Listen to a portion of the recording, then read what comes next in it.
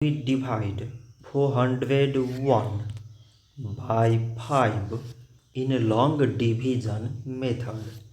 5 times 8 is 40. On subtracting, we get 0.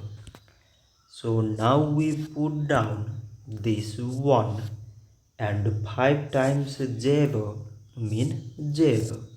On subtracting, we get 1. So now we have no any other number to put it down. So we take here decimal so that we put 0. So it is 10 and 5 times 2 is 10. On subtracting we get 0.